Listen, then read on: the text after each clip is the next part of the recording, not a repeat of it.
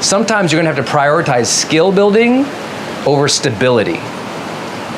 And what I mean by that is maybe you have this idea that you're gonna have this dream career one day.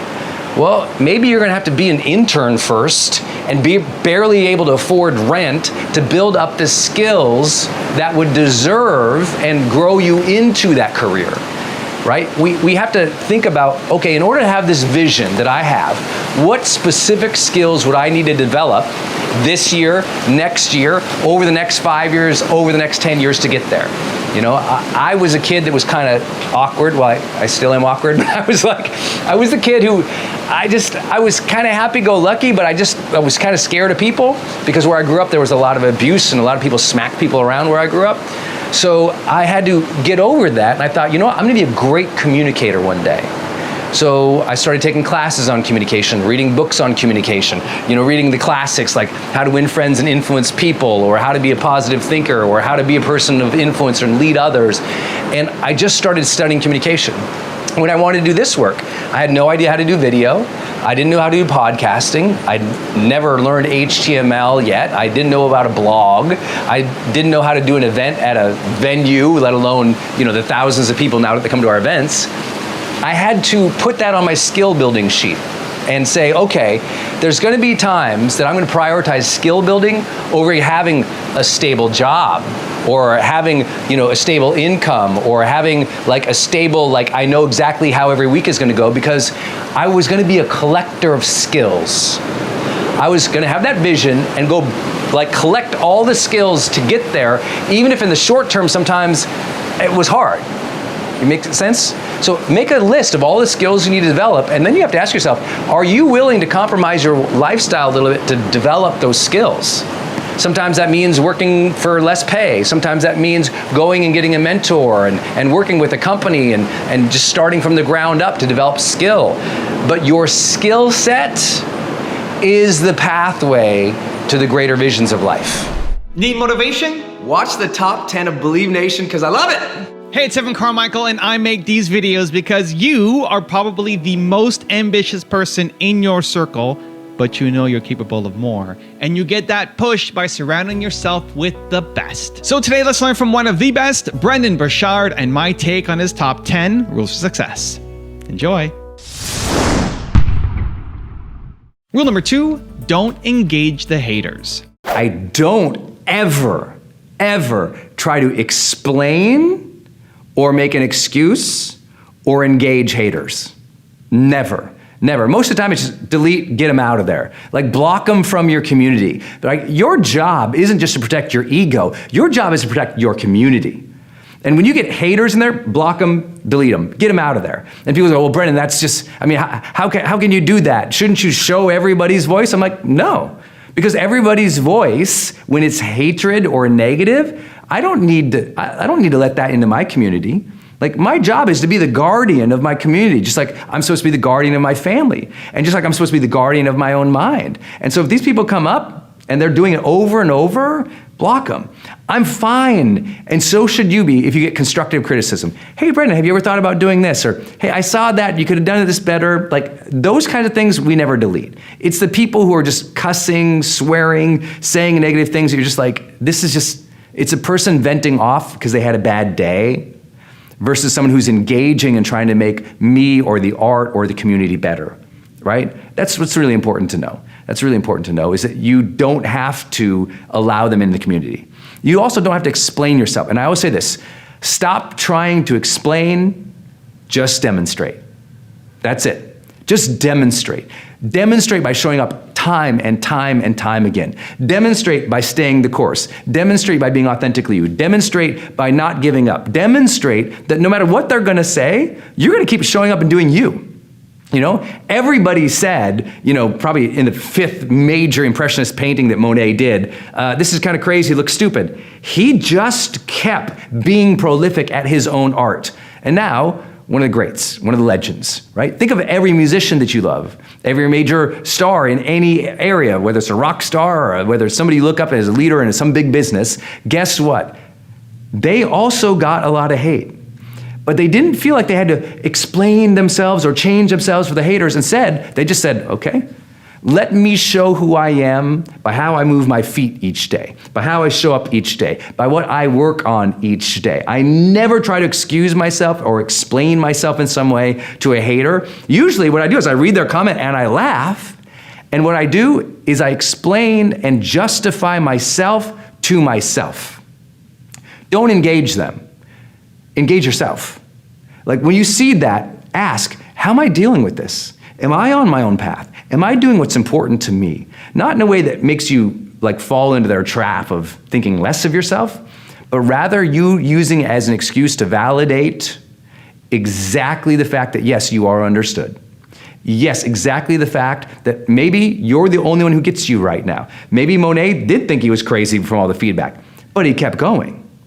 And that's what's important. Demonstrate, demonstrate, demonstrate. Because here's what's gonna be funny. It tends to happen that the more momentum you get, the more believers you get. Yes, as you grow, sort of like the circumference of your impact gets bigger, and so a lot more like people who are just mad or upset or haters show up on the side. That always happens, right? They'll show up on the perimeters, right? As you grow, more like crazy haters will show up on the perimeters. But as you grow, also in that sphere of influence, that grows. And your tribe grows, your community grows, the people grow with you.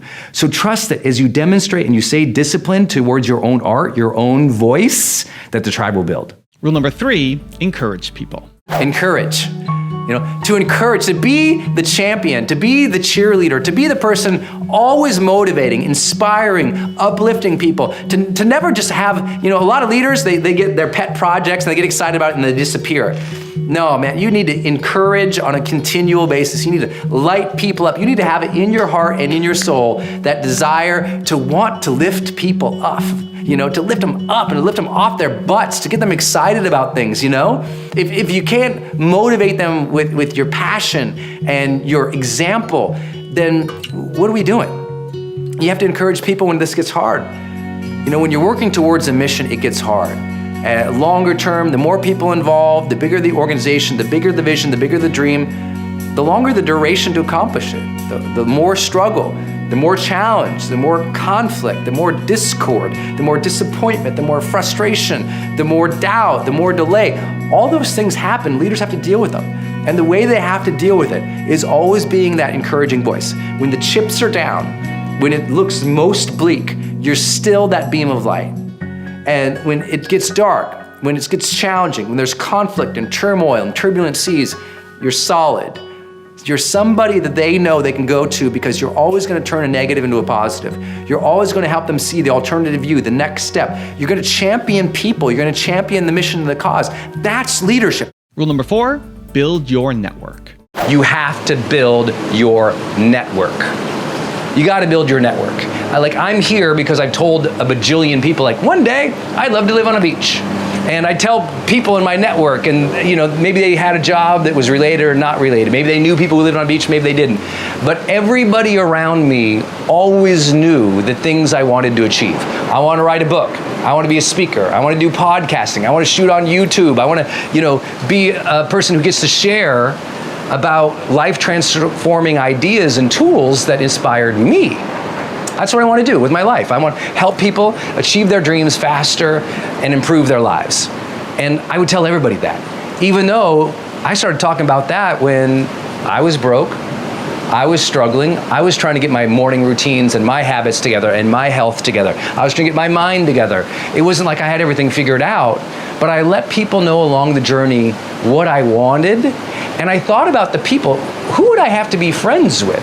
What type of people would I have to know in my industry in order to help me achieve the abundance to make my dreams come true?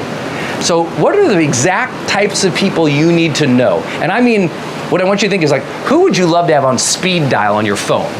The people of your influence, the people in your industry. Oh, you want to be a filmmaker? Great. Who are the great directors you would love to get to meet and have on speed dial on your phone? Right? You want to have a job in this career or that industry? Who are the industry leaders and titans who you would love to have on speed dial? And make it like a game to get to meet those people, add value to those people, befriend those people, serve those people, or work for those people, so that now you're in that world. Because if you don't know the networks you need to achieve your dreams are really going to be far away.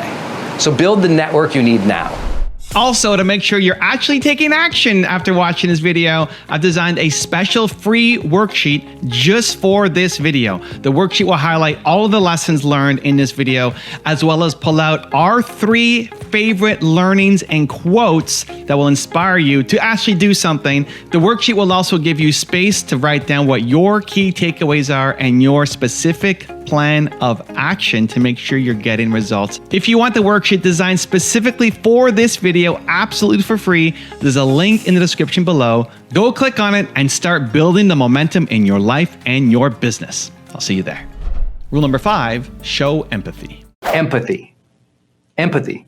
Does it look like the person, the other, is listening and is caring what the other person is saying and can understand it even if they don't agree with it? Can they understand it even if they don't agree with it? That's a big one for me. Can they understand it even if they don't agree with it? That to me is empathy. They care that the other person is hurt or confused or upset about something. Like there's just empathy. Often it's nonverbal. I can see that. The nonverbal stuff is the easiest. But often what people don't understand is a lot of times empathy looks like listening. Even if you don't agree, it can listen like this can be empathy. Literally, this can be empathy. Like you think they're crazy, but you're giving them the allowance to speak. It's empathizing enough. Like we all believe that empathy is warm hugs and sunshine, but a lot of the time, empathy is allowing turn taking, asking a question, waiting, nodding, not arguing, or it's saying, "I heard you say this. I see it this way." It's those simple notes of validation, time, openness make all the difference. Rule number 6, be a good leader. We have to evaluate. It's one of the hardest things that we do in all of leadership, to evaluate the key people who are with us, their contributions, evaluate their skills, evaluate their needs, and to evaluate the ethics that are going on in our organization, in our team. Are we being excellent and are we being ethical? Is the questions that we're evaluating on, right? Are we being excellent and ethical as we are progressing? Which I guess would be the third question. Are we progressing? If not, why? Are we being ethical? If not, why? If our people are not being excellent, if not, why? These are the questions that we have to ask as this practice. And evaluation, it's like every day as a leader. You know, you've got to keep your thumb on the pulse to see, hey, how are we doing? Are we alive? Are we moving forward? That evaluation also brings up the incredible challenge that we face as leaders, which is to give honest, direct, immediate, constructive feedback to those people who are trying to influence and lead, you know, to our collaborators, to our friends, to our followers, whatever word that you use for them. I mean, it's vital that we are paying attention and seeing when things are going off the rails, you know, that we never check out. I mean, it's a consistent process of checking in and seeing how we're doing and paying attention to really evaluating the progress of our mission. Rule number 7, make the hard decisions. Leadership, the delicate dance is always about the vision decision. It's about you or the leader or the group of leaders taking the mantle and that authority and accountability to say, okay, we've listened to all interested parties. We've done our best to understand what everybody needs and wants, but ultimately, this is the vision decision.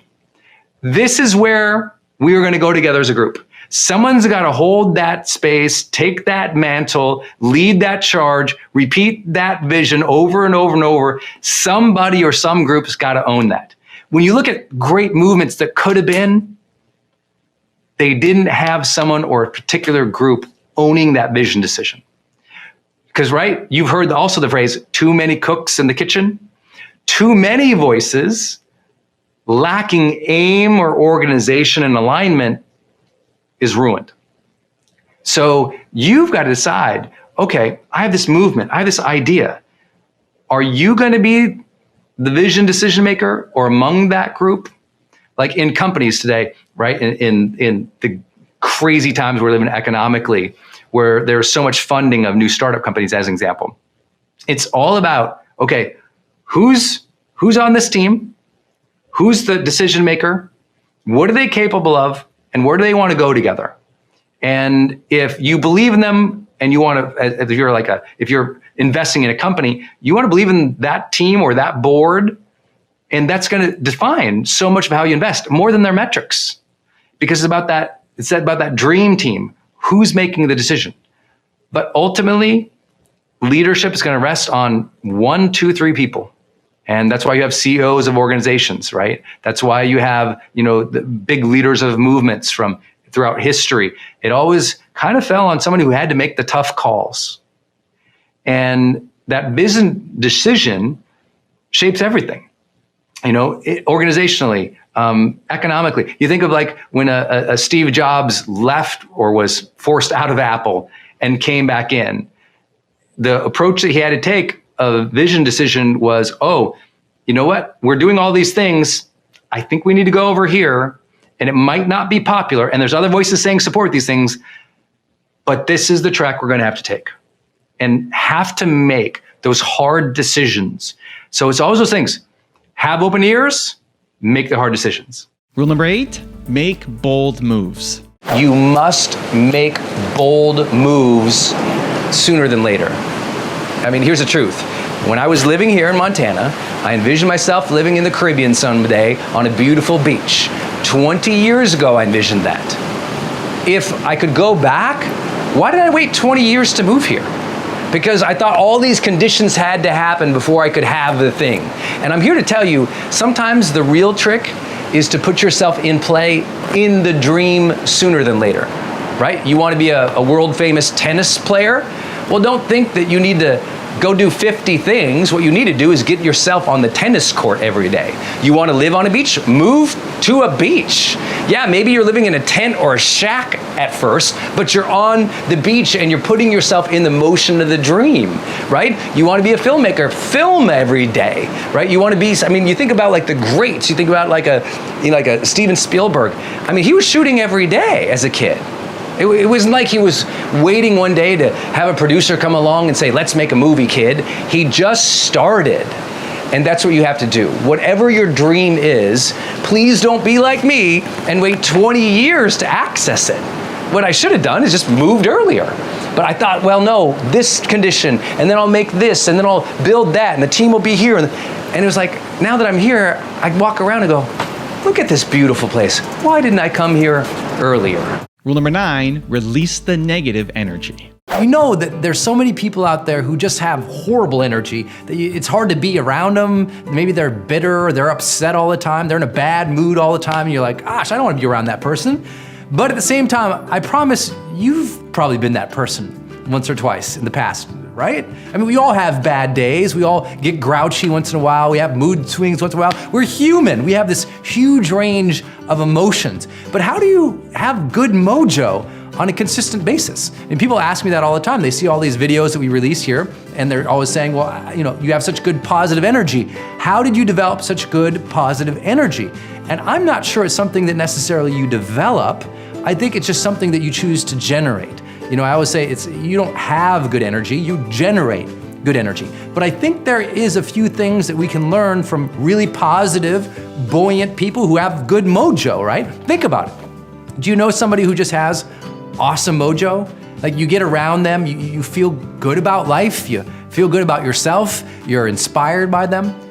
What is it? What do they have? What are they generating? What is it about them that makes you feel that way? Well, I've noticed that the first trait of people who have good energy, good positive mojo, the first thing is they're released from the past. They're not carrying their junk into the current moment, They're actually right here with you in the present moment, detached from the past. It's like if you go out with your bunch of friends and you're having a great lunch together. The reason the lunch is going great is because everybody's just there and they're vibing, they're telling stories, they're having a good time. It's not that they have all this heavy burden from them from, yesterday or the days before. They're released to be themselves in the moment, to contribute to the moment, to be fully present and vital in the moment. It's like they're really living in the moment, And that comes from releasing the past. It comes from not being too attentive to the next 9 minutes, the next 10 days, the next year. They're right here with us. So if you want to develop great positive energy in your life, it's about releasing whatever's been burdening you. You maybe been carrying a cross or a frustration or an upset for so many years, and maybe it's time to let it go. Just to give yourself that gift of having the freedom in the moment to actually feel positive. And rule number 10, the last one before some very special bonus clips, is work towards a mission. How do you deal with different personality traits on teams? You don't deal with personality traits, you deal with people. Because the truth is I have extrovert in me and introvert, right? In psychology, we talk about the big five, right? And the big five is basically like openness to experience. We talk about conscientiousness. We talk about extrovert, introvert. We talked about agreeableness. We talk about neuroticism. We all have those things in us. And the idea of personality traits and managing to them was really popular in the 80s, 90s, and early 2000s. Now most people who really study high performance work, they're really not that interested in personality traits because personality traits are poor predictors of long-term success.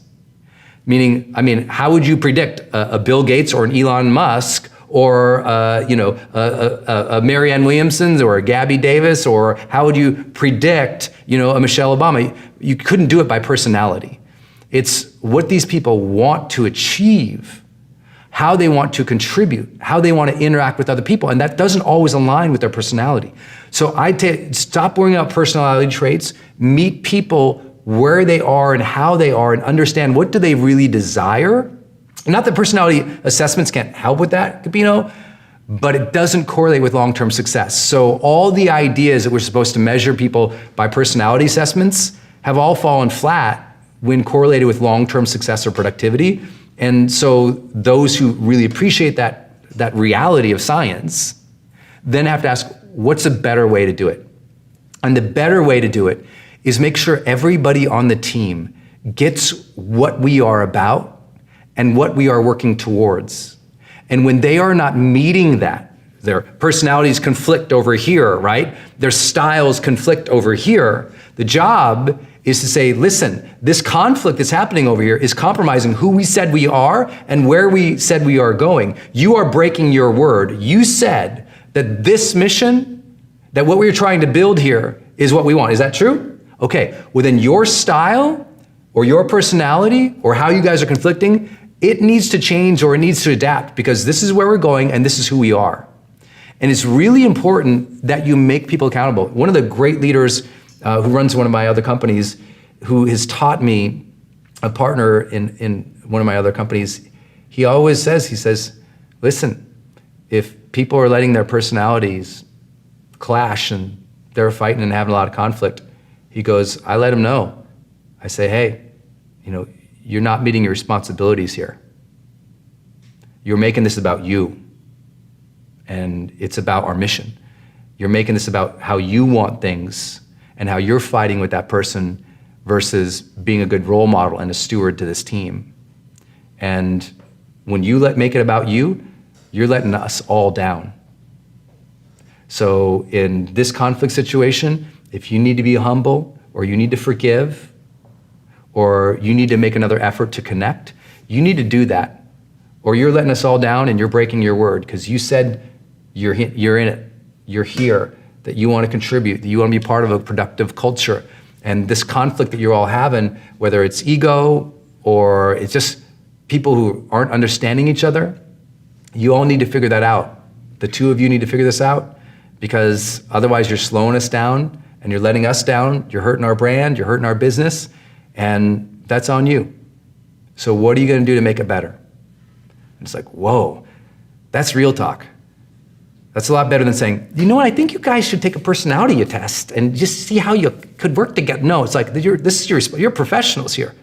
Like, it's okay. In almost everything we've actually learned in the studying of performance of teams, having diversity and differing personality styles is great, and it doesn't impact performance. That's just one more indicator that measuring personality traits and styles really is a not useful thing, because all we know is the more we throw together, the more you're probably gonna do better anyway. So this whole idea of like, I'm scared of managing difference and diversity is what makes people perform higher, as long as there's openness in the culture to that difference. Please make sure you read the culture code. That will help kind of work through that and avoid personality traits as much as possible. Manage people towards the things that you've agreed to go towards. You must establish the rhythm of the teams. You've got to establish the rhythm. And what that means is, let's say you're running an organization. The rhythm of the organization results in two ways I want you to think about it.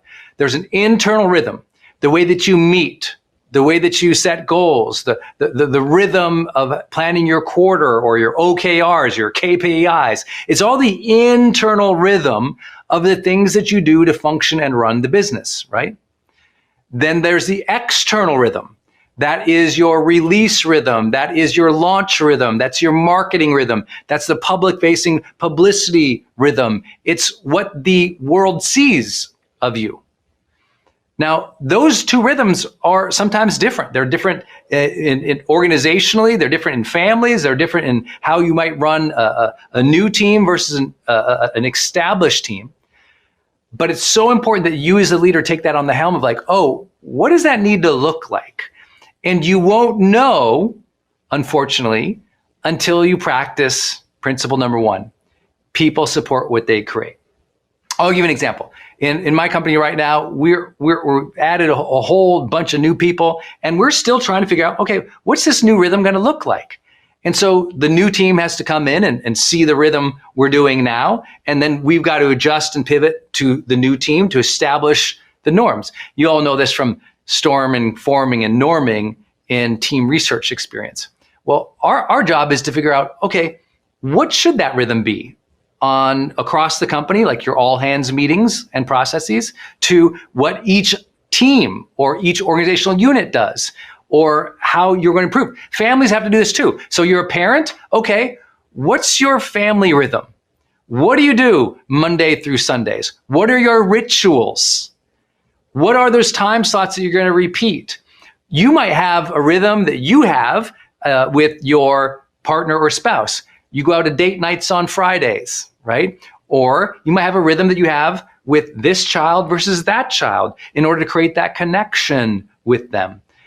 Everything has to be thought of in terms of a rhythm or a ritual or a patterned calendar slot, in order for everyone to feel like, oh, we're moving in unison here. When leaders don't establish or work to establish with their teams or their culture or their families what the rhythm is going to be, everything feels random all the time. Everything feels like we're fighting fires, fighting. It always feels like we're fighting fires, we're in emergency mode, and we're going to burn out. And so I see this all the time, and it's the hardest part, because you as a leader often don't know what the rhythm needs to be yet. It has to happen in motion, which is why it's so important to be a good listener. So many leaders come into new companies, and when they come into new companies, I recently, I think it was 2 quarters ago, helped a CEO transition into a company where they had 12,000 employees. And I got brought in by the board because he was in trouble. And so I got brought in, his 360 evaluations from the whole team. He'd only been there like 6 months. Everyone hated the guy. And I couldn't, it took a while to figure out. Very likable, emotionally intelligent, fun, smart business person. And I'm like, what is going on?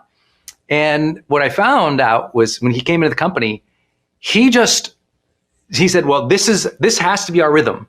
Here's our quarterly goals. This is our yearly goals. This is how we meet, and just imposed a rhythm on an existing team. They weren't ready for that. And so it was like a revolt. And for them, they got used to doing something. This whole thing changed everything. It was too fast. And if you're an organizational leader, you know that. That's super hard. It always happens. Every company goes through it. Transitions in leadership are always difficult, always challenging. But your job is to be aware of that. And your job, if you're the person who has that vision decision, you have to work really hard to establish that normal rhythm, normal meeting cadence, normal way about trying to achieve a goal, normal way of managing a project, normal way of meeting a quarterly, stretch. Like you have to establish that, and you're probably going to need help with it. This is a great distinction between where leadership and management diverge. Leaders work with managers to establish that. People support what they create, to establish that rhythm. And often the leader doesn't actually manage the rhythm. They help set it up, they agree to it, they go, and then there's project managers, there's mid-level managers, there's other people who are gonna make sure that that rhythm happens, right? Same thing might happen in your family. You might say, okay, we're all gonna do this, but you might not be the person who always makes that thing happen. You might have some support, you might have an assistant, you might assign the rhythm of the kids to the older kid, right? That there's an assignment happening there, but you need to be aware of it and ensure that rhythm is happening with great energy. Number one is my friend hat, which is so important. This is where when I'm having a bad day, I always say, okay, if I was coaching my absolute dearest best friend in the world who just went through the same day, what would I suggest that they do next? Not how would I change their life? Not some big highfalutin stuff. Like, what would I suggest that person they do, like literally next in that situation they're in? Would it be, you know what, you really need to call your mom. You know what, you need to call that person, apologize. You know what, you need to send that email. You know what you need to do is take this. But what would I tell my absolute best, most adored friend to do as their very next step? Not the whole plan, just what's one thing I would tell my absolute best, dearest friend. I ask myself this question probably 2-3 times a week, right? Because I'll get frustrated by something will piss me off, or I'll be bummed that something crashed and burned. I'll be like, okay, what would if my best friend just went through that exact same thing, what would I say they should do first? And of course, once I think of what they should do first, then the next step comes, and the next step, and the next step. Meaning, kind of coach and advise yourself from a third-party standpoint. I know you probably know you should do that, but here's the way that I make it stick. I write the letter. This means I sit down with a blank piece of paper and I write the letter to myself from the best friend's perspective. Dear Brendon, you're really ugly and stupid, but you're my best friend. So, buddy, here's what I recommend you do about the situation that you're in. Here's how I think you should think about it. Here's what I recommend that you should do. And I literally write the letter to myself from the perspective of my best friend. Does that make sense? That's what I call putting on my friend hat, and I write the letter, Dear Brendon. And sometimes it's just, I write it, it's super short. It's on a little note card. I write like 10 sentences. Other times, man, I gotta dig deep, and that thing becomes like a 4-page letter to myself. And we know from psychology, and specifically dealing with therapy and trauma, that if you will write yourself a letter, it does significantly change your emotional well-being. And writing it from this perspective as a friend has, I have found, made my letters much more compassionate, much more thoughtful, much more positive. So I just put my friend hat on, I write myself a little letter. Dude, if you're angry all the time, you gotta change how you look at the world. Yes, there's a lot in the news that can piss you off. Yes, there's a lot going on that causes outrage all day long on Twitter or social media somewhere. But if that's your sole focus, no wonder you're upset all the time. Lots of people are angry right now because of the news or something chaotic or terrible or something they don't agree with is happening in the world. But that's not new. There's always chaos. There's always turmoil. There's always bad things happen in the world. But if that's your focus, no wonder you're having that anxiety and that frustration and that anger all the time. You got to change both your focus and how you're reacting to things when you do see it. So first, let's work on your focus. As much as you're angry all the time, are you also noticing the beauty of this world? I mean, the odds that you're even alive and having your breath is something to connect to every single morning. To have reverence for your life in the morning, to wake up You know, one of my late mentors was Wayne Dyer, an amazing, amazing teacher. And he always talked about how he woke up, he rolled over, he put his feet on the ground and he said, thank you, thank you, thank you. He was grateful for his day, and he began that way. And I think so many people right now, they kind of roll up in bed and they're like, and they grab their friggin' phone and they start going through the news and social media. And what are they queuing? Immediately, I'm queuing stress, chaos, turmoil, clickables. You know, it's like clickbait, clickbait, clickbait, clickbait. No wonder you're frustrated. You're activating your brain immediately right off the beginning of the day in all the turmoil of the world. Put the dang phone down, get up and think about what you're grateful for, about what you want to achieve and give and serve and create that day, about who needs you to be on your A game that day so you can focus on that instead of like this in bed. That will change how you start your day. And then listen, a lot of people who are angry all the time, they're also in outrage all the time because they're focusing on the problem all the time. And they're bemoaning the problem. They're calling out the problem, complaining about the problem, judging, criticizing, getting upset all the time. A ton of people who stay in anger all the time are failing to be solution-based. That's what they're doing, right? They're just anger, anger, problem, problem, problem, problem, outrage, outrage, outrage. But listen, when you become a solution-based person, when you say, okay, I actually want to do something about this problem, and you start taking positive steps to at least address it or to participate, suddenly that anger goes into a new fire, and that fire is called enthusiasm.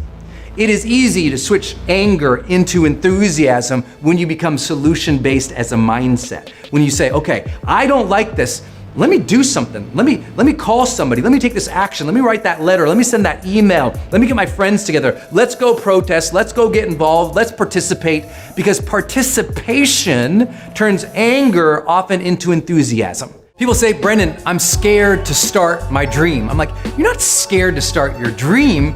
You're embarrassed to be seen starting small.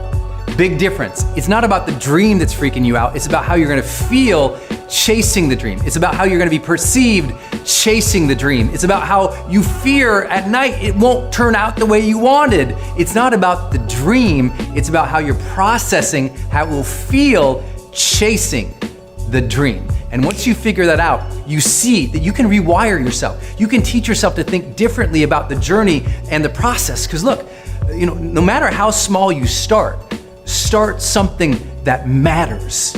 Start something that brings your life back. You know, start something that makes your heart feel full. Start something that does scare you. Allow that fear, allow that worry, allow that anxiety a little bit, because that's just saying you're growing, you're learning, you're changing, you're getting going. But let's be very clear. Most people, what they're really scared about is being embarrassed. Well, I don't know if I quit my job and I start this thing, what do my coworkers think when I do that? I don't know if I start this, what are my friends gonna say when they see me playing small and not doing big things? Because every big project starts with small little tasks that don't look sexy. Oh, what's everyone gonna think about me that I chose this route when the other thing was over here and that was a better choice? What people are scared about is being rejected, or more, being embarrassed. I tell people all the time, don't be embarrassed to start small. I think about when I started doing videos, you know, it wasn't, you know, we're at 200 million video views now. Tell you what, when I started, I was okay with the fact that it was like 10 people watching my videos, you know, 9 of them was my mom on different browsers probably hitting refresh to make me feel better about myself, you know? Like, I accepted the fact that starting small was part of the game. Instead of bemoaning that, I honored that process. I said, that is part of it. Being small in a big pond with big fish is part of the game. And only until you keep playing, keep moving, keep building, do you ever become one of the big fish. You have to be okay with being small. And so if you start your channel or you start your thing and only 100 people watch it, hey, that's 100 people who heard your message. That's 100 people who you helped. That's 100 people who you changed your mindset for. That's 100 people who let you do your own thing and watch. And even if they were haters, at least you started penetrating their mind.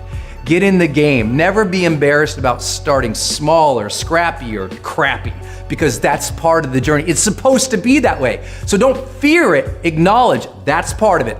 I'm gonna honor that. Let's go. I was a maybe 24, 25-year-old man, and I was a member of Kiwanis. And if you guys didn't know, Kiwanis it's kind of like Rotary or Lions Club. It's a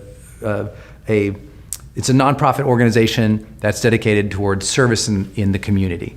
And I was in Kiwanis, and I was the youngest one, hands down. Like in the room, we'd get together every single month on a Tuesday, and we'd have lunch, and we'd have a speaker in, and then we'd talk about a volunteer project we were going to do that month, and that was kind of how it went in Kiwanis for me.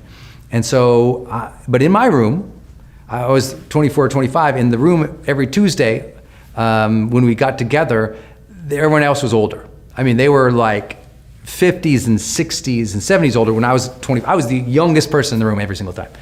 And I remember I was having a particularly challenging time because I was thinking about quitting my job, but I was scared because I hadn't saved any money.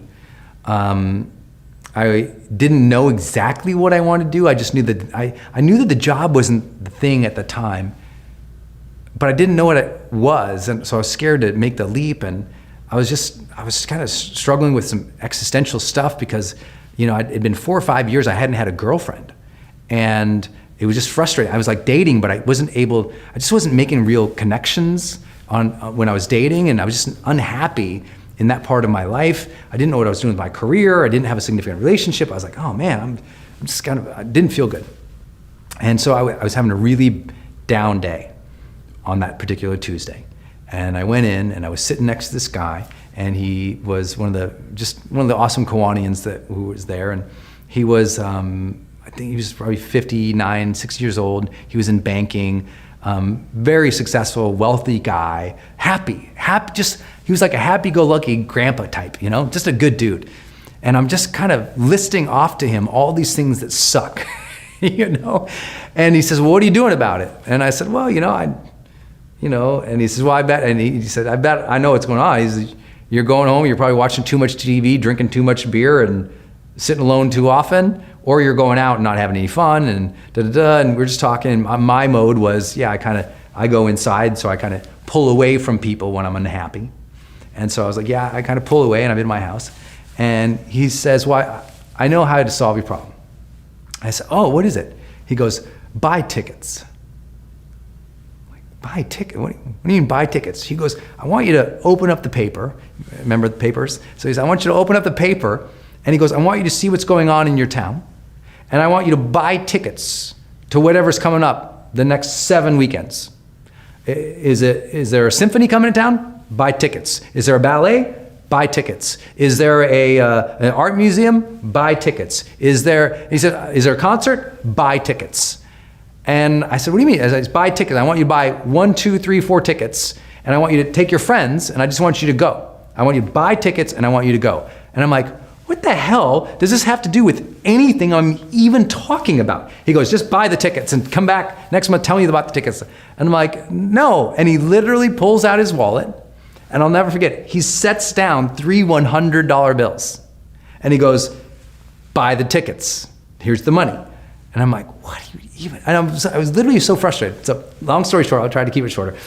But so I bought tickets. I got a symphony ticket. There was like a dance troupe in town or something weird. There's a Dave Matthews concert.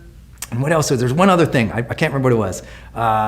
There's something about the tickets. I went with 1 or 2 or 3 friends and went to them. And the second, I remember the opening act for the Dave Matthews Band started, and I was like, got it. Because sometimes when you're down and out, you got to get out and about.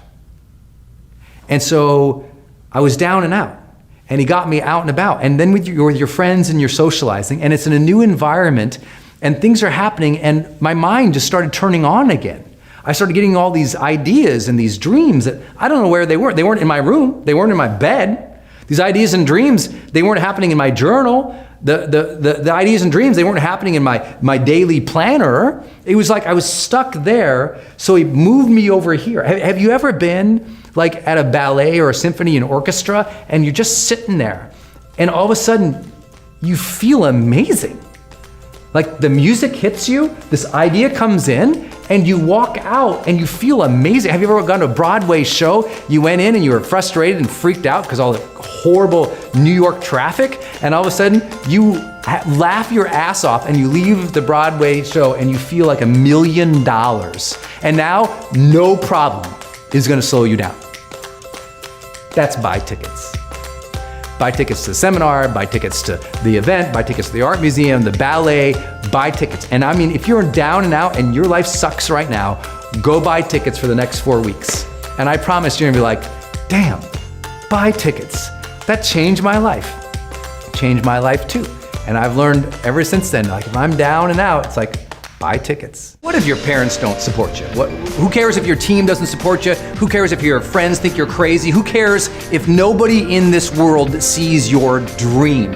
It is not your parents or your professors or your peers or the world's job to support your dream. That's your dream. That dream was sowed into your heart. That dream was given to you to nurture, to protect, to fulfill. It's not somebody else's job.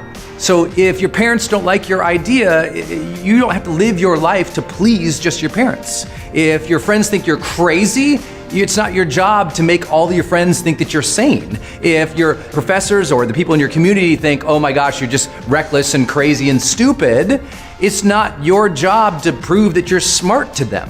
Your job is to fulfill that heart's desire. Your job is to fulfill that part of you that is begging you and pleading you to follow your dreams, to follow your heart, to create your thing.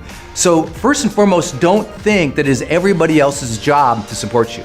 It's not everybody else's job to cheer you on, to give you money, to invest in you, to pat you on the back every time you walk into your house at night and you did a good job. It's okay that other people have a different vision for themselves than you do. Just like you don't need to judge other people because you don't like their dreams, their desires, or the way they live their life or do their 9 to 5, then you shouldn't worry if they judge yours. And that's the first thing I always tell people is it is not other people's responsibilities to support you or to believe in you. And I know that.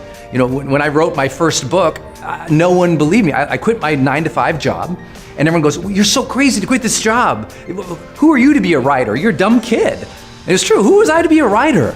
But I didn't worry what other people thought or if their judgment was approval for me to go ahead. In my heart, I knew I wanted to write. I wanted to create. And that desire was what I listened to, not other people's judgments or opinions. And remember, most other people's opinions are completely uninformed opinions about you. You gotta let go of those things that upset you 3 years ago, 5 years ago, 10 years ago. If you're an adult and you're still angry and pissed about things that happened to you in high school, you need a therapist.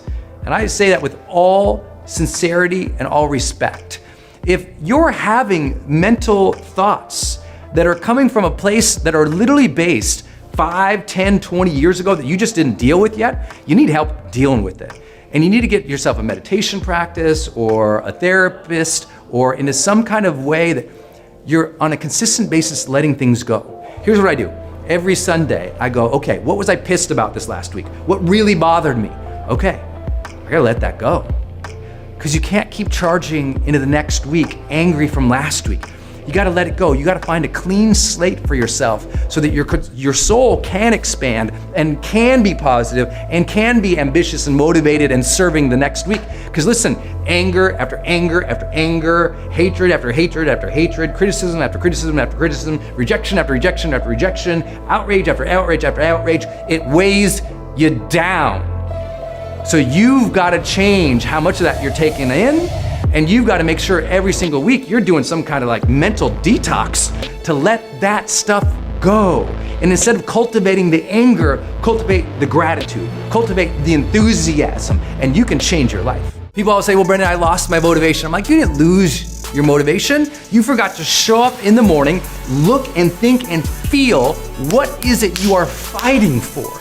See, you just show up and sometimes you check your inbox and you look on social media or you listen to that podcast or even you do your workout, but you're not thinking and obsessing, what is it I'm fighting for in my life right now? Or who is it I am fighting for? Because if you begin your day grounded in what you find to be purposeful, meaningful, important, fulfilling, and you say, what is it I'm fighting for? Why am I showing up? Why is it necessary that I deliver with excellence today? And you really emotionally get connected to something. That's the challenge. People are losing their motivation because they're not emotionally connected to anything. Outside of like the outrage on social media, outside of the outrage of the news, they're losing that fire inside that wants to build something, create something, deliver something, overcome something. So now they're just focused on everybody else. And the real thing is they didn't lose their motivation, they got distracted. Two different things, right? If you're really connected with what you are doing and why you are doing it and who you are doing it for specifically, everything changes and you'll overcome even the distractions. I've written 6 books now. I have been surrounded by so many critics and so many judgments. You know, we have 200 million video views on my videos online. Guess what? A lot of the people were haters. But instead of seeing them and getting angry about it, I just see it and it's like swipe. It doesn't affect me anymore. Part of maturity is getting that point where you can see criticism and see hatred and not make it your own. Not make it about your identity, to allow other people's opinions and judgments to live out there because they're not going to go away. You need to accept that. The criticisms, the judgments, the hatred, it's not going away. You'll probably only hear more of it as you grow, even as you get more fame or more people liking you or more people accepting you or you get promoted. People ultimately will support you as you get momentum, but people will still hate you. So if you don't deal with it now, if you don't make a switch in your mind that says, either I'm going to limit my exposure to them or I'm going to change how I react to them, you will always be slave to other people's opinions, and that is not a life of freedom that you want to live. The reason people are scared to start their dream is because they're seeing this big complex thing. They're looking out and it's this huge thing. They see the complexity of the final vision of the dream, and so starting now is too overwhelming. They're not scared to start the dream. They're scared of the feeling of feeling overwhelmed. That's what they're scared of. So how do you deal with that? Stop thinking you have to have everything perfect and complete at the beginning. The finish line is 26 miles ahead. What matters now is step 1, 2, 3, 4, the first mile. You need to figure out what is the first mile towards your dream, not what's the finish line look like. Of course, if you look at the finish line, it's intimidating. You look at somebody who already has the business you want. You look at somebody who already has the car and the dream, the house and the perfect life, and they've done it all already. They're 5, 10, 15, 20 years in front of you, and it seems so complex. You say, why should I even start? Look how far ahead they are. They had more miles. They put more miles in. But you can't compete with their miles. You got to start with your first step. Right here, right now, you go, okay, I'm going to be okay starting small. And instead of trying to, in day 1, have it all complete and take on all the complexity, I'm going to do one thing here, 3 goals today, 3 goals the next day, 3 goals the next day. And I'm going to get that momentum going, because with that momentum comes more motivation. With that momentum, more learning. With that momentum, more progress, but it only begins if you're okay starting small and taking on little bites at your dream and not trying to eat the whole thing all at once because it will overwhelm you. We completed the world's largest study of high performers worldwide with data points of over 2 million people from 190 countries around the world. And when we polled and we found out who those high performers were, the people who had the longest term success, and there was no question at all that they tend to be focusing on one person or maybe their team or maybe their financial situation. They were focused on like 1 or 2 things for the reason that they were doing things. And it wasn't like, I'm gonna change the world, and they had some big, esoteric, dreamy kind of thing. They're like, you know what? I gotta make the rent. You know what? I gotta buy this new thing. You know what? I wanna build this team. You know what? I wanna build this business. You know what? I gotta get my art out here. I'm fighting for that. But they were fighting for one specific thing, maybe 2, but it was so specific. For me, it would be live, love, matter. And it'd be something around those truths. Mm-hmm. Like, because at the end of your life, what I found, it's hard to give perspective to this, but for 20 years, I've been telling people to find those questions. And no matter what, and I don't know if you know this, but I volunteered in hospices for a decade. I've been with a lot of people in their last moments, weeks and months. I've been around a lot of that in my life because I wanted to see if what I experienced on that car was what other people experienced. In some ways it was. In some ways, at the end, we all wanted to know, did I live? and how that was, and did I love and did I matter? I just knew that psychologically, with familiarity, the odds of decreasing anxiety is extremely high. So it's basically Same like with running fear. a simulation. Run that simulation, yeah, exactly, like a pilot. Running that simulation over and over and over. If you're a pilot and you run the simulation and it crashes 50 times, the first 10 you're mortified, the last 12 you're on the dials. And so I think just running the pattern over and over visually is really powerful. The world completely underestimates the power of visualization. Completely misutilizes the human power of contemplation. The number one thing I say to my high performance clients is going through the motions is the death of high performance. High performers don't go through the motions. Yeah, I think they've contemplated, they're intentional, they're thoughtful, they've practiced, they want it to go well. And the reason most people don't do that is because the pressure. It puts a lot of pressure on yourself. But that's what makes people great. The truth is, life will never be joyous unless you bring the joy. I really feel like that. So many people are waiting to have happiness, and they're waiting to like, well, maybe when my boss loosens up, I'll loosen up, or when she's vulnerable, I'll be vulnerable, or it's like we're waiting for something. I'm like, it's not. Your life will never be what it is going to be unless you bring that thing. For me, I wanted to be. I want to be more bold in my life.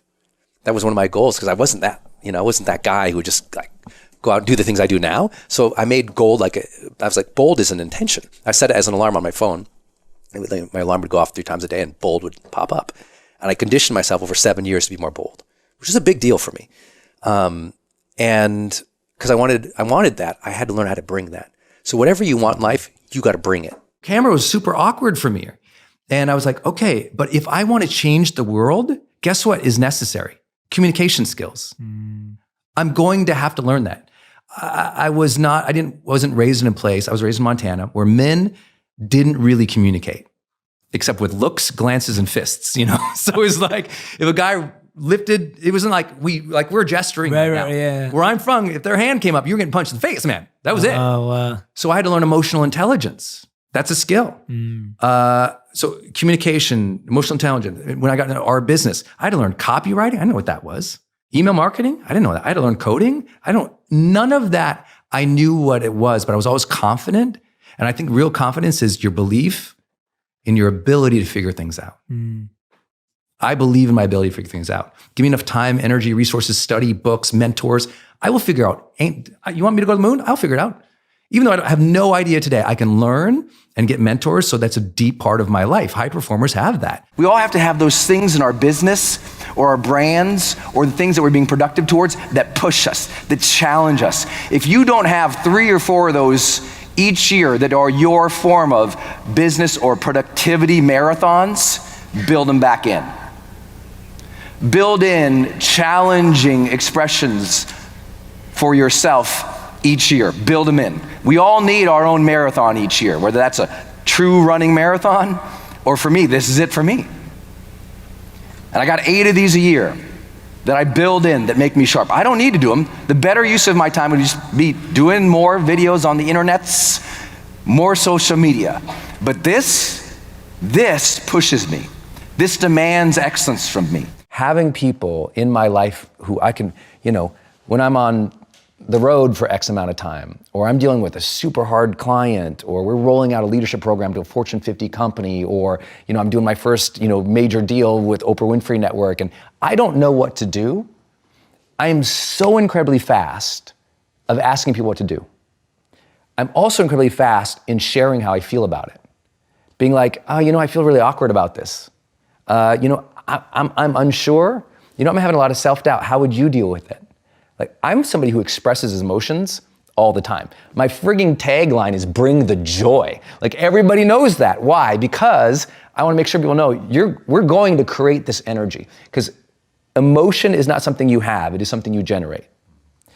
Emotion can be an impulse, but feelings is our interpretations of those impulses over a period of time.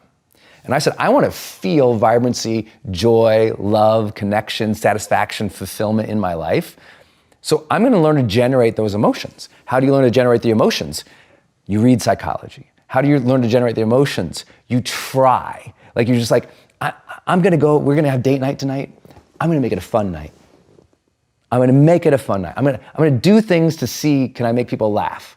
Can I make people turn their lights on? I think the challenge that you have when you're good is that you're good. Yeah. So You're like, I'm doing pretty good already. yeah, it's easy. The better you get, the more expertise development you get, the easier it is to show up and go through the motions. Yeah, you don't have to prepare as much. You don't have to practice as much. You just you get results. Whatever you're gonna do is good enough. Yeah. But what happens with high performance, it eats at them because they know they got more in the tank, and they're like, you know what, that was good, but I could have gotten another. And it's not that they're dissatisfied. We take on that myth in this book. High performers are not dissatisfied. So people who say never be satisfied, they got to look at why they're saying that, because it's not true, because high performers are satisfied. They're striving satisfied. Doesn't mean they're not striving for the next big thing, want to become better, but they're happy. High performers are happier than all of their peers. I mean, by significant, almost double digits. So it's really significant.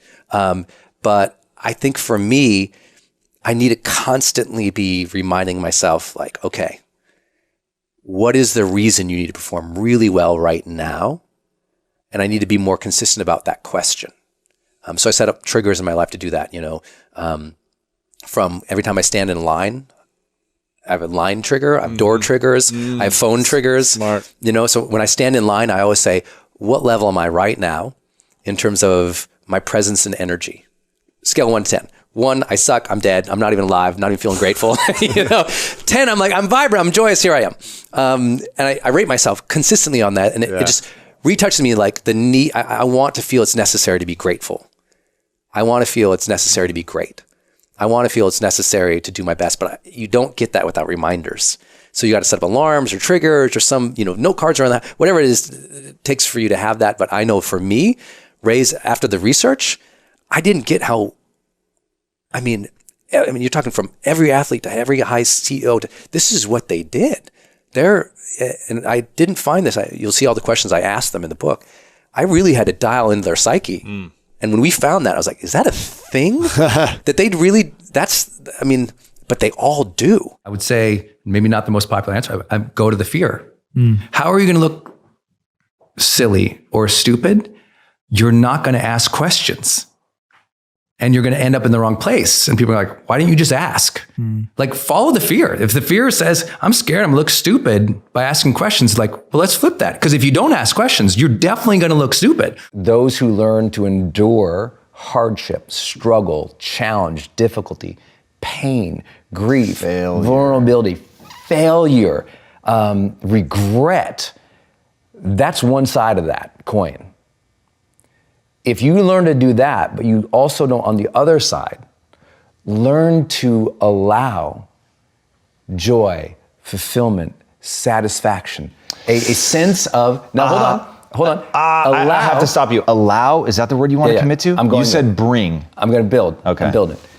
You have to first allow it, because what most people do is, if on the other side of the coin, it's super etched in, what happens is, even when that impulse comes up to, I like this, oh no, I'm not supposed to like it.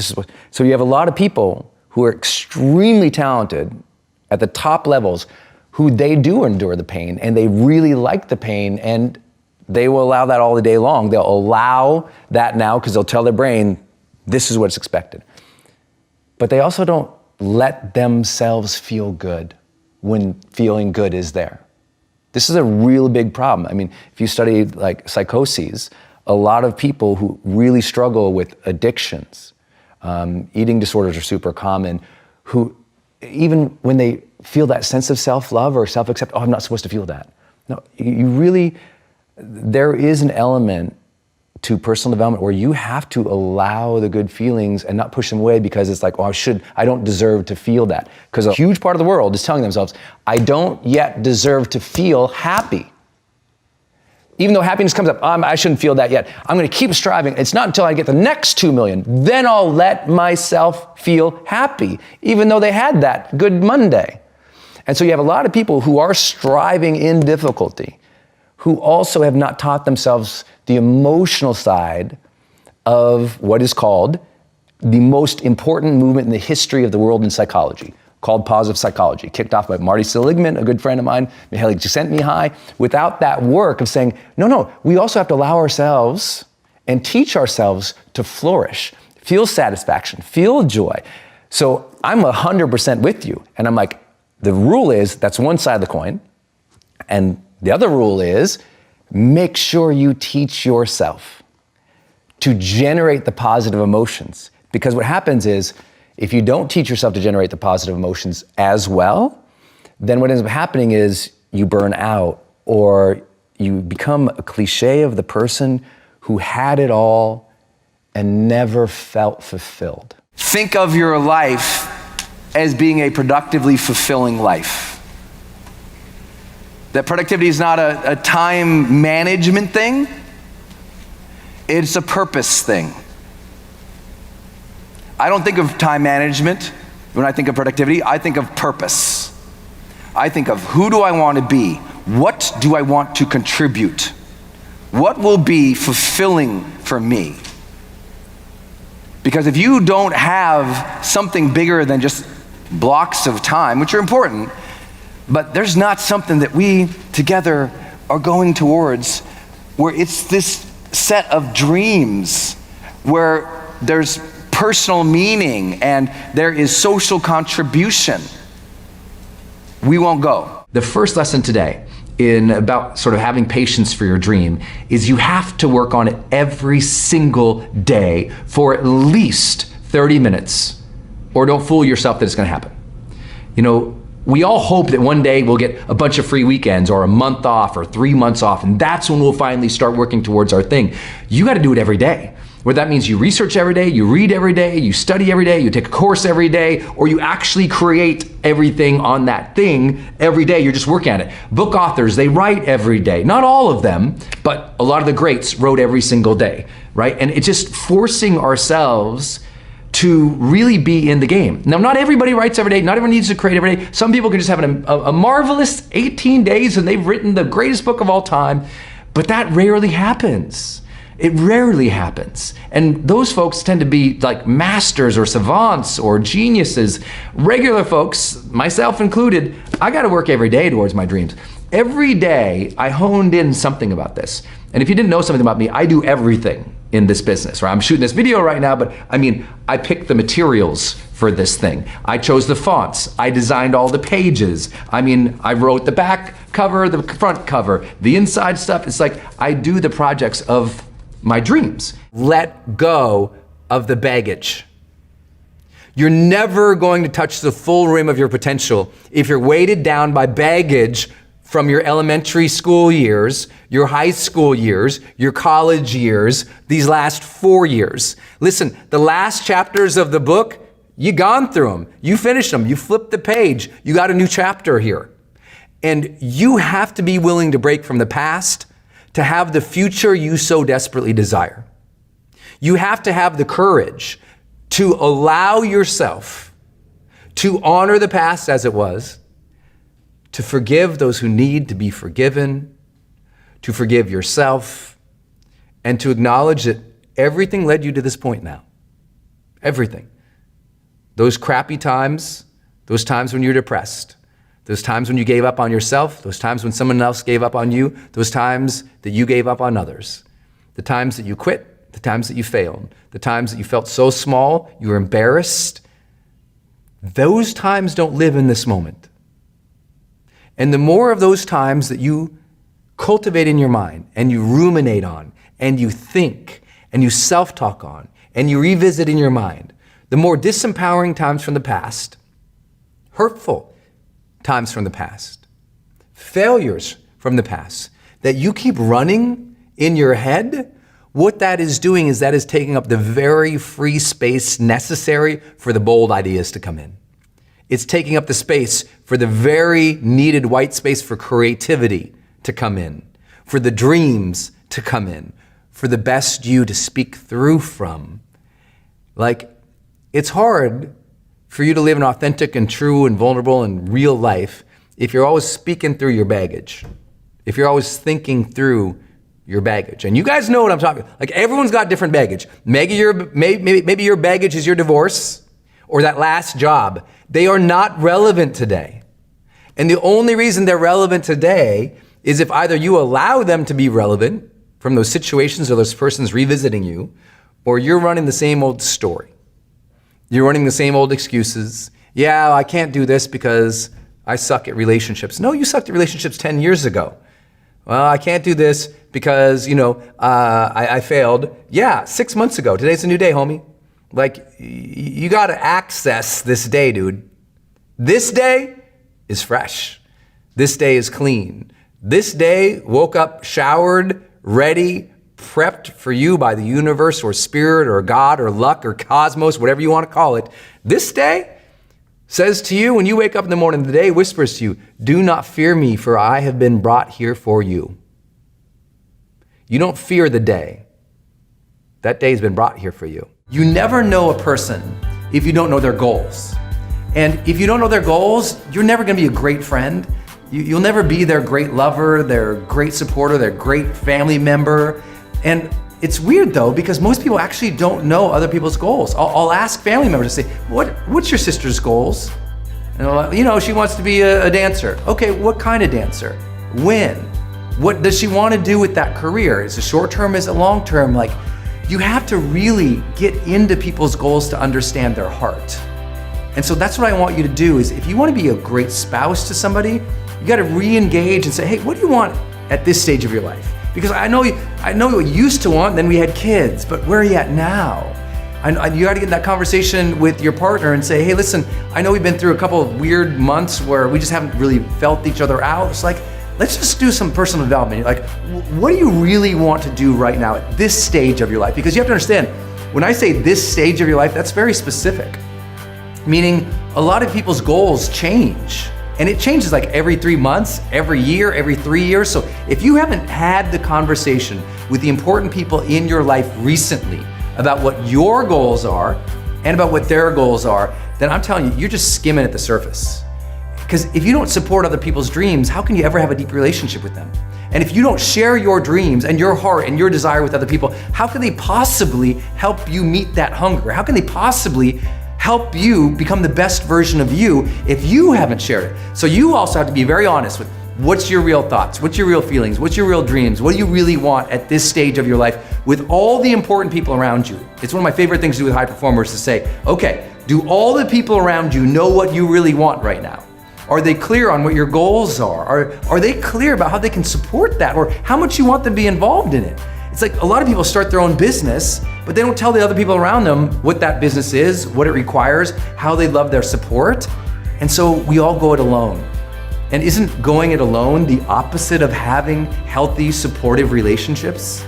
So first thing you gotta do, if you want better relationships, get to know other people's goals. Many of you've been waiting to hire that first virtual assistant, or that person to help you at the house so you can focus on your business, who can support you with the kids, or somebody who can come in and help just clean the house. Some of you have been waiting to hire that manager, that COO, that CEO, and I'm here to tell you, do it.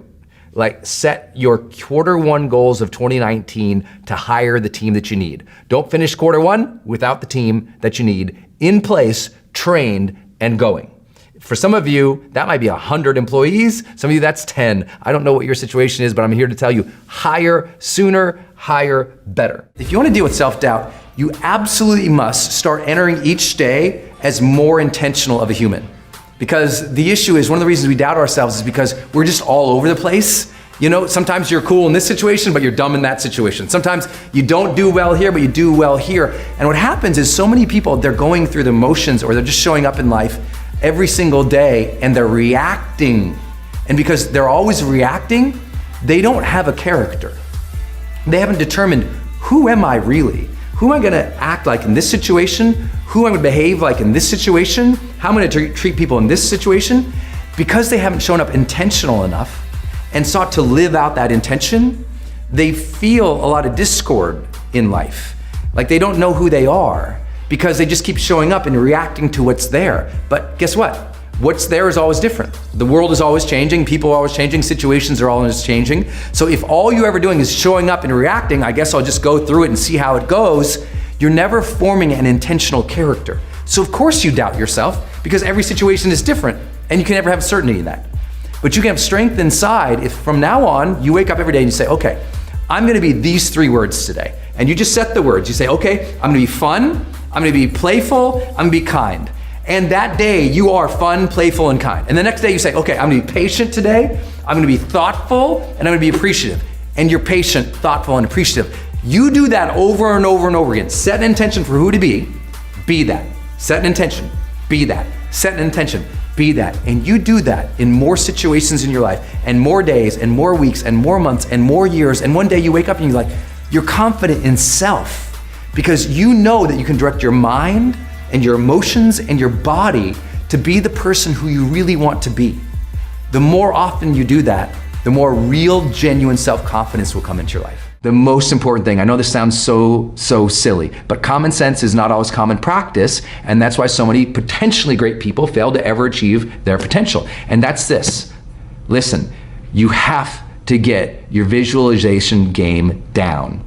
Visualization, that means, listen, when I wake up, when I got a dream, I wake up in the morning, and before I get out of bed, I close my eyes and I just see it happening a little bit. And I'll lay in bed and let my mind and my body stir up a little bit of excitement or sometimes even anxiety about seeing the actual thing that I want happen. That was for me at one part of my life, seeing myself on stages, speaking and training to people. One part of my life, it was seeing my book come out and seeing it on the New York Times bestseller list or seeing it on the Amazon bestseller list. It was sometimes seeing myself coaching major celebrities or sitting side by side with an Oprah Winfrey or a Tony Robbins or a Larry King, all of which I've been able to do. It was because I visualized what I really wanted. But here's the thing, it's not just visualization. That's like the first part. It's also affect. We talk about in high performance and in psychology about this thing called affect, which is basically feelings and emotions. I want you to allow yourself to literally not just kind of casually see it, like put yourself there and feel it and sense it and see it and feel it and drink it in, like really take in the ambiance, the circumstance, like really visualize and feel what you are seeing. That's so key. I mean, as silly as this is, I literally would lay there and I'm like, okay, if I'm gonna fill out the ideal thing in the morning, what questions would I ask to really get it going? I just start literally seeing myself at my desk in the morning, filling out the high performance planner, thinking about other people worldwide filling out at the same time as me, and knowing that I got this tribe of people on this path of trying to be their best with me, and imagining people coming up and goes, oh my gosh, Brendon, you completely changed my morning. You completely changed my weekly routine. You completely changed my life because I'd never tracked my habits before. I'd never assessed my balance every single week between family, friends, work, finances, adventure, learning, etc. Everything, every tool that we put in here, I could just imagine someone come up saying, Brendon, I really appreciate that part. And I literally just thought about it because I wanted it to feel like, I was excited for the project. Otherwise, look how easy it is to diminish anything in our lives. Well, it's just a book, it's just a planner, it's just a video, it's just a cosmetic line, it's just a beauty thing, it's just a that. Like we all diminish our dreams, we make excuses, and we make our dreams like, we throw it away because we're scared to feel it. You know what I'm saying? It's easier to just throw it away, it's no big deal, avoid it, no problem. And we mess up. I want you to feel it. Stop detaching from your dreams. Stop avoiding that anxious, scary feeling of thinking how hard it's gonna be and thinking how great it's gonna be. Because most people they don't want to even think about it because it causes too much nerves. I'm like, dance in those nerves a little bit. Let them come up for you because that's fuel, man. That's fuel. It's like Les Brown taught us, you gotta be hungry. You'll never be hungry if you don't visualize it, see it, feel it, and want it. I've always really worked extremely hard to maintain an incredible level of energy in my mental body, in my mental, emotional, physical, spiritual being, just trying to do everything I can, from the way that I work out, to what I consume, to what I don't consume, to how I rest, to how I meditate, to how I recover. Like everything in my life has always been about how do I bring the joy? And if I'm going to generate the energy I want to create for you guys, how do I do that specifically? Well, I've always got these routines and everything else, but what happened this year, I was kind of had my health taken away a little bit. In mid-October, I got pneumonia and tonsillitis at the same time while I was on the road doing multiple 4-day and multiple 5-day events where I'm kind of the lead trainer.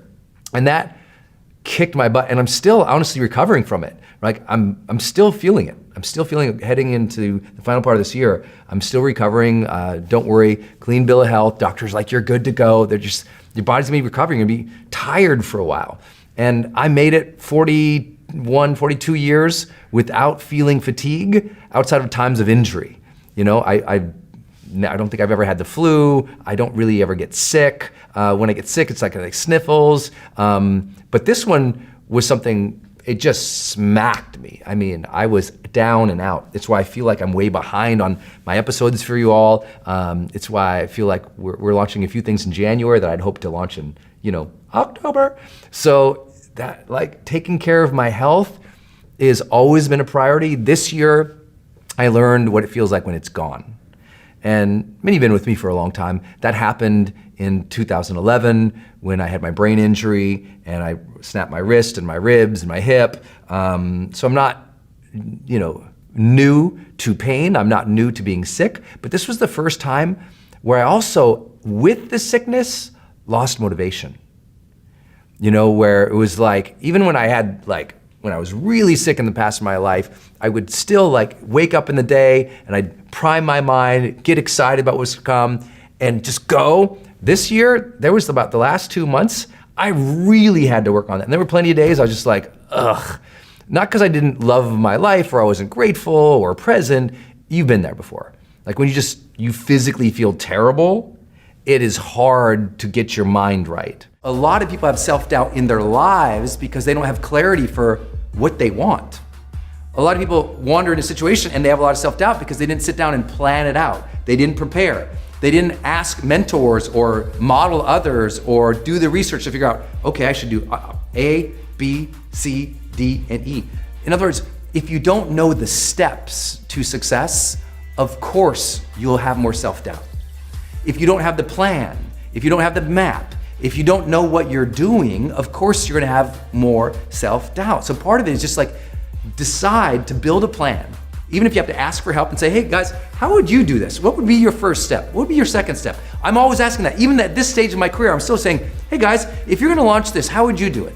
If you're gonna promote that, how would you do it? If you're gonna create this thing, how would you do it? If you're gonna build this team or build that business, what would you do? And I always try to get the map before I enter the woods so that I have the steps, I know the path. Because if you can remove the doubt about the path, you'll have more confidence in yourself.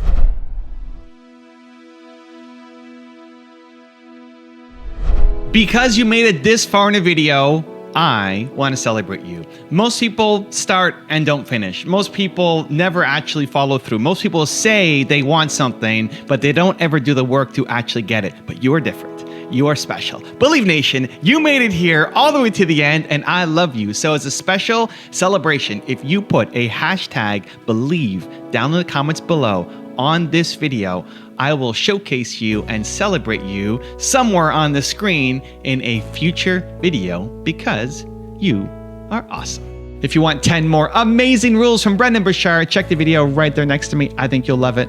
Continue to believe, and I'll see you there. There is no discipline without a schedule. It's so easy. If your calendar doesn't have anything in it the next 6 weeks, don't be mad at yourself for lacking discipline. No one shows up on a day and go,